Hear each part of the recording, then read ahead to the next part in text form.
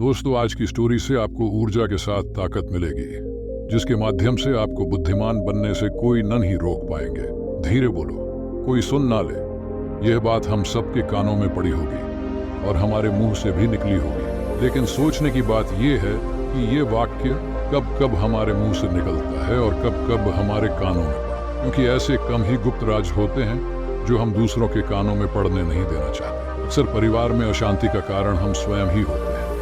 हम इस बात को देख पाए, भले न देख पाए, और ये असल सत्य है, क्योंकि जाने अनजाने मूर्खतावश हम खुद ही अपनी वो बातें दूसरों को बता देते हैं जो हमें कभी नहीं बतानी चाहिए। और वही बातें जो जाने अनजाने हमने किसी दूसरे के सामने बता दी थी, वही हमारे दुख का कारण बन जाता है, वही हमारे झगड़े का कारण बन जाता है, और फिर बाद में हमें पछतावा होता है कि मुझे ये बात किसी को बतानी नहीं चाहिए थी।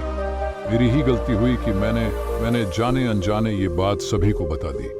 इसीलिए आज की जो बौद्ध कहानी मैं आपको सुनाने वाला हूँ, उसे सुनने के बाद आपको 7 ऐसी बातें पता चलेंगी जो आपको कभी किसी को नहीं बतानी। जो 7 बातें हैं जो आपको किसी को नहीं बतानी, क्यों नहीं बतानी, इसके पीछे का तर्क भी मैं आपको दूंगा। और इन 7 बातों के अलावा अगर आपको लगता है कि कोई बात ऐसी है जो मुझसे छूट गई या मैं नहीं बता पाया, तो कमेंट सेक्शन में ज़रूर बताना। इससे पहले कि आप इस बौद्ध कहानी में खो जाएं, इस चैनल को सब्सक्राइब जरूर कर लें। तो चलिए कहानी शुरू करते हैं। एक समय की बात है, एक नगर में राजेश नाम का एक युवक रहता था। वो युवक बहुत गरीब था। 2 वक्त की दाल रोटी भी बड़ी मुश्किल से उसको नसीब होती थी। किसी काम की तलाश में दिन रात खोज करने पर भी उसे कोई काम नहीं मिल रहा था। फिर एक दिन उसने अपनी पत्नी के सामने अपनी सारी समस्या बता दी। उसने अपनी पत्नी को कहा कि मैं जिस जगह भी काम मांगने के लिए जाता हूँ, तो हर कोई मुझसे यह कहकर काम नहीं देता कि हमारे यहाँ काम की जरूरत नहीं है। मैं काम की तलाश कर करके थक चुका हूँ। मुझे समझ नहीं आता कि मैं तुम लोगों का पेट कैसे भरूंगा, अपने बच्चों को कैसे पालूंगा, और ये चिंता मुझे दिन रात खाए जा रही है। ये सुनकर उसकी पत्नी ने कुछ सोचकर कहा कि तुम एक आदमी के पास एक बार ही काम मांगने के लिए जाते हो, और जब वो काम नहीं देता तो तुम 2 बार उसके पास जाते तक नहीं हो। अगर तुम्हें उनसे काम लेना है तो तुम्हें हमदर्दी जतानी होगी, तुम्हें उनसे हमदर्दी हासिल करनी होगी, अपनी गरीबी दिखानी होगी, ताकि वो लोग तुम्हारी मजबूरी समझकर तुम्हें काम पर रख लें। इसीलिए शर्म मत करो, उन्हें अपनी मजबूरी बताओ, अपनी गरीबी बताओ, और इसी उपाय से तुम काम पा सकते हो। ये बात राजेश के मस्तिष्क में बैठ गई और अगले दिन काम मांगने के लिए वो उसी सेठ के पास जा पहुंचा जहां पर वो पिछले दिन काम मांगने के लिए गया था। लेकिन इस बार उसने हाथ जोड़कर उस सेठ से प्रार्थना की, उससे विनती की कि वो बहुत गरीब है और उसे काम की बहुत आवश्यकता है। वो जो कुछ भी उसे देंगे उसमें संतुष्ट हो जाएगा, पर कृपया करके मुझे अपने यहाँ काम पर रख लें। उसकी ये हालत देखकर उस सेठ ने उसे अपने यहाँ काम पर रख लिया। वो रोज वहां पर काम पर जाने लगा। अंदर ही अंदर वो खुश तो था कि उसे काम तो मिला, लेकिन उसे वेतन दूसरे लोगों से कम मिलता था। वही काम जो दूसरे लोग कर रहे थे, उन्हें ज्यादा वेतन मिल रहा था और इससे कम वेतन मिल रहा था। जब इस बारे में उसने अपने सेठ से कहा, तो सेठ ने कहा कि देखो भाई, तुम्हें काम की जरूरत थी, मैंने तुम्हें काम दिया। मेरा धन्यवाद करने की बजाय तुम मुझसे शिकायत कर रहे हो। ये सुनकर रिंकू वहीं पर चुप हो गया। बात कहीं ना कहीं सत्य थी। सस्ती सेठ ने तो उसे उसकी मजबूरी के हिसाब से ही काम दिया था, और इसीलिए वो उसे अपने अनुसार ही वेतन देता। लेकिन धीरे धीरे उसने ये बात अपने सगे संबंधियों और अपने दोस्तों को भी बताना शुरू कर दी कि उसका सेठ कैसा आदमी है और उसे कितना वेतन देता है। समय बीतता रहा और राजेश पूरी लगन के साथ अपना काम करता रहा, लेकिन अब परिस्थितियां बदलने लगी थी। सेठ अब राजेश से दूसरे लोगों से ज्यादा काम लेता था और उसे कम वेतन उसे देता था। ये बात राजेश के मन को बहुत खलती थी। वो दूसरों से ज्यादा मेहनत कर रहा है और उनसे कम वेतन पा रहा है। इससे उसके आत्मसम्मान को बहुत गहरी चोट पहुंची। अब धीरे धीरे उसका मन अपने काम से हटने लगा। उसका मन काम में लगता ही नहीं था। जाहिर सी बात है कि ऐसी जगह किसका मन लगेगा जहां आदमी को अपने आत्मसम्मान के साथ समझौता करना पड़े। इसीलिए जल्द ही उसने अपना काम छोड़ दिया और वो घर पर आकर खाली बैठ गया। अब उसके पास घर का खर्चा चलाने के लिए भी पैसे नहीं बचे थे। इसीलिए उसने अपने सगे संबंधियों और अपने दोस्तों से सहायता मांगने शुरू की। लेकिन उसके दोस्त उसके सामने तो उसे दया का पात्र समझते थे, उसे दिलासा देते थे, लेकिन पीछे से उसका मजाक उड़ाते थे। वो कहते हैं कि कितना बेवकूफ़ है, सेठ ने इतना काम लिया और बेचारे को पैसे भी नहीं दिए। अरे हम इसको पैसे दे दे तो ये कल हमारा भी पैसा वापस कर पाएगा। इसकी ऐसी हालत है, काम तो इसके पास कुछ है नहीं, पैसा कहाँ से लाके देगा। और इसी वजह से राजेश की हालत दिन ब दिन खराब होती जा रही थी। अब वो दिन रात तनाव में रहने लगा था। वही दोस्त, वही सगे संबंधी जो उसके अपने होने का दिखावा कर देते, वो उसे दया का पात्र समझ रहे थे। उन्हें उसके ऊपर तरस आ रहा था। सब लोग आकर उसे ध्यान तो बहुत देते थे, लेकिन कोई सहायता नहीं करता था। और अक्सर ऐसा ही होता है, ध्यान देने वाले तो बहुत मिल जाते हैं, लेकिन मदद करने वाले, उंगली पकड़कर, हाथ पकड़कर आगे चलाने वाले कितने लोग मिलते हैं। एक दिन उसे पता चला कि पड़ोस के गांव में एक बौद्ध भिक्षु आया हुआ है जो बहुत ही ज्ञानी है। राजेश इतना तनाव में था कि उसे कोई रास्ता नजर ही नहीं आ रहा था। इसीलिए जाने या अनजाने वो उस बौद्ध भिक्षु के पास पहुंच जाता है। वहां पहुंचकर वो सीधे उनके पैरों में गिरकर रोने लग जाता है। वो रोते रोते उन्हें अपनी सारी परिस्थिति बताता है। उसे बताता है कि किस तरह उसके सेठ ने उसका फायदा उठाया और उसके सगे संबंधी उसके साथ कैसा व्यवहार रखते हैं। सारी बातें सुनकर बौद्ध भिक्षु ने उसे चुप कराते हुए कहा कि बेटा, ये सारी समस्याएं तुम्हारी बुद्धिहीनता, तुम्हारी मूर्खता के कारण उत्पन्न हुई है। अगर तुम्हारे अंदर विवेक होता तो इनमें से एक भी समस्या तुम्हारे मन को दुखी नहीं कर सकती थी, लेकिन तुमने अपने अविवेक के कारण, अपनी मूर्खता के कारण खुद ही अपने रास्ते में कांटे बिछा दिए। आज मैं तुम्हें 7 बातें बता रहा हूं जो भूलकर भी किसी को मत बताना, और इन बातों का अनुसरण करते हुए तुम बाहर से मिलने वाले दुखों को दूर कर ही सकते हो जो बेवजह दुनिया की वजह से तुम्हारे अंदर पनपते हैं। पहली बात जो किसी को नहीं बतानी चाहिए वो है अपनी मजबूरी।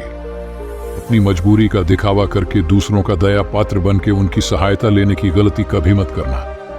हो सकता है कि आज वो तुम्हारी मजबूरी देखकर तुम्हारी सहायता कर दे, लेकिन कल वो तुम्हारा फायदा उठाने से भी नहीं चूकेगा। और अगर फायदा भी नहीं उठाया तो दूसरों के सामने तुम्हारा मजाक बनाने में वो आदमी कभी नहीं चूकेगा। इसीलिए कभी भी अपनी मजबूरी का दिखावा मत करो। अगर घर में 2 रोटी है, सूखी रोटी है, तो वही खाकर सो जाओ, लेकिन दूसरों को इसके बारे में भनक तक नहीं लगनी चाहिए। जरा आप खुद सोचो, मजबूरी बताने का क्या मतलब होता है एक इंसान का। या तो वह दूसरों से सहानुभूति हासिल करना चाहता है या उनसे कोई आर्थिक मदद चाहता है। लेकिन अगर दोनों ही परिस्थितियां आप देखें तो दूसरा आदमी आपका फायदा उठाने से नहीं चूकेगा, और अगर वो फायदा नहीं भी उठाएगा तो अपनी नजर में तो वो आपको मूर्ख ही समझेगा, बेवकूफ समझेगा, और दूसरों के सामने आपका मजाक तो जरूर बनाएगा। इसीलिए अपनी मजबूरी के बारे में कभी किसी को मत बताना। दूसरी बात जो किसी को भी नहीं बतानी चाहिए वो है अपनी अतीत की गलतियां और भविष्य की रणनीतियां। जरा सोचो कि अगर हम अपने अतीत की गलतियां किसी दूसरे को बताते हैं तो उसका क्या प्रभाव होगा। वो गलतियां ठीक तो नहीं की जा सकती, जाहिर है, तो उन्हें बताने का क्या मतलब रह जाता है। आप अपने अंधेरे पक्ष को खुद दुनिया के सामने बता रहे हो, खुद अपनी गलतियां दूसरों के सामने बता रहे हो। इससे उस आदमी की नजर में आपका एक चरित्र गठित हो जाएगा और वो भविष्य में हमेशा आपको उसी नजरिए से देखेगा। इसीलिए किसी भी आदमी की नजर में अपना चरित्र गठित मत होने दो। और जरा सोचो कि आप व्यर्थ में ही अपने भविष्य की रणनीतियां दूसरों के सामने बता रहे हो। जो लोग आपके काम का हिस्सा ही नहीं है, उनके सामने अपने भविष्य की रणनीतियां, अपनी डींगे हाँकने का क्या फायदा। वो लोग आपकी सहायता तो नहीं करेंगे, लेकिन आपकी भविष्य की रणनीतियों में बाधा जरूर बन सकते हैं। आप खुद अपने विवेक का इस्तेमाल करिए और सोचिए कि आपके साथ भी ऐसा हुआ है कि आपने अपनी भविष्य की रणनीति किसी को बताई हो और वो कामयाब ही ना हुई हो। जरूर हुआ होगा, जरा गौर से सोचिए। तीसरी बात जो किसी को नहीं बतानी चाहिए वो है अपने घर की बातें। जो भी हमारे घर के अंदर आपस में बातचीत होती है, हमारे माँ बाप के साथ, हमारी पत्नी के साथ, हमारे बच्चों के साथ, वो बातें परिवार तक ही सीमित रहनी चाहिए। अगर आप इन बातों का दूसरों के सामने ढिंढोरा पीटते हो तो दूसरों को आपके घर में घुसने का एक मौका मिल जाता है और वह इसका फायदा उठाने से कभी नहीं चूकेंगे। वो आपके परिवार के सदस्यों को आपसे दूर लेकर जाने की कोशिश करेंगे। अवसर ऐसा होता है, हम समाज में देखते हैं कि हम अपने घर के झगड़ों को कम करने के लिए उन झगड़ों को अपने पड़ोसियों और दूसरे सगे संबंधियों को बता देते हैं। लेकिन इससे आपको सहायता कभी नहीं मिली होगी, बल्कि आपके घर के लड़ाई झगड़े और ज्यादा बढ़ गए होंगे, और वो जाहिर है वो बढ़ेंगे। अगर आप अपने माँ बाप की बात दूसरों को बताएंगे तो आपके माँ बाप को बुरा लगेगा ही कि हमारा बेटा हमसे बताए बगैर दूसरों को ये बातें बता रहा है। इसीलिए अपने घर की बातें और अपने घर की लड़ाई झगड़े किसी के सामने मत बताना। चौथी बात जो मैं आपको बताने जा रहा हूं, जो किसी को नहीं बतानी चाहिए, वो सुनने पर बहुत अजीब लग सकती है, लेकिन उसका सत्य भी मैं आपको एक तर्क के माध्यम से दूंगा। मैं कहता हूं कि अपनी आमदनी किसी को मत बताना। अब अपनी आमदनी ना बताने के पीछे क्या मतलब हो सकता है? जरा सोचिए कि आप अपनी आमदनी अपने दोस्तों को बता देते हैं, तो जब आपके दोस्तों को जरूरत पड़ेगी तो वो सिर्फ आपको ही याद करेंगे, क्योंकि उनको पता है कि अगर आपकी आमदनी ज्यादा अच्छी है तो आप भी उनकी मदद कर सकते हैं, और इसीलिए ज्यादा लोग आपसे सहायता मांगेंगे। और जब आप उनकी सहायता नहीं करेंगे तो वो सोचेंगे कि इस आदमी के पास पैसे है, मेरी सहायता कर सकता है, लेकिन ये सहायता कर नहीं रहा है, और इसीलिए आपकी आमदनी आप दोनों दोस्तों के बीच एक झगड़े का कारण हो सकती है। कम आमदनी होगी तो लोग मजाक उड़ाएंगे, और ज्यादा होगी तो सहायता मांगेंगे, तो अपनी आमदनी बताने का कोई मतलब नहीं है। पांचवी बात जो मैं आपको बताने वाला हूं, उसे आप गांठ बांध लेना और किसी को ये बात मत बताना। अपनी कमजोरियां और अपनी ताकत अक्सर इंसान को पता नहीं होता है कि उसकी कमजोरी या उसकी ताकत क्या है, लेकिन अगर आपको अपनी कमजोरी और अपनी ताकत पता है तो पहली बात तो आप बहुत ही बुद्धिमान आदमी हैं, और दूसरी बात कि आपको ये बातें किसी से साझा नहीं करनी है, क्योंकि अगर आपकी कमजोरी या दूसरों को पता चल गई तो वो आपकी कमजोरियों का फायदा उठाएंगे, और अगर आपकी ताकत पता चल गई तो वही ताकत आपकी कमजोरी बन जाएगी, क्योंकि वो ताकत दूसरे आदमी को पता है, और वो ताकत की कार्ड भी ढूंढ ही ले। अपनी कमजोरी और अपनी ताकत अपनी पत्नी या अपने पति को भी नहीं बतानी चाहिए, क्योंकि इसके बाद आपको घर में उनसे हमेशा दब के रहना पड़ेगा। अगली बात जो किसी को नहीं बतानी चाहिए वो है अपने मित्र और अपने शत्रु। आप अपने मित्रों के बारे में अगर दूसरे लोगों को बताएंगे, वह आपके मित्रों के साथ अपनी घनिष्ठता बनाकर आपको धोखा दिलवा सकते हैं, आपके गहरे मित्रों को आपसे दूर करने का प्रयास कर सकते हैं। अक्सर आम आदमी ऐसा नहीं करता, लेकिन आपके दुश्मन ऐसा करने की कोशिश कर सकते हैं। और दूसरी तरफ आपके शत्रु का भी किसी को नहीं पता लगना चाहिए, क्योंकि आज जो आपका मित्र है, अगर कल वो आपका दुश्मन हो गया तो वो आपके दुश्मन के साथ ही मिलकर आपको परास्त कर सकता है, आपको धोखा दे सकता है। इसीलिए अपने सबसे अच्छे दोस्तों को भी अपने दुश्मन के बारे में कभी मत बताना। अगली और आखिरी बात कहना चाहता हूं कि जब तुम दान करते हो तो दान के बारे में भी किसी को मत बताना, नहीं तो दान करना व्यर्थ हो जाता है, बेकार हो जाता है। जब आप अपने दान का ढिंढोरा पीटते हो तो आप ये बता रहे हो कि मैं कितना बड़ा दानी पुरुष हूं, और ये आपके अंदर एक अहंकार निर्मित करेगा।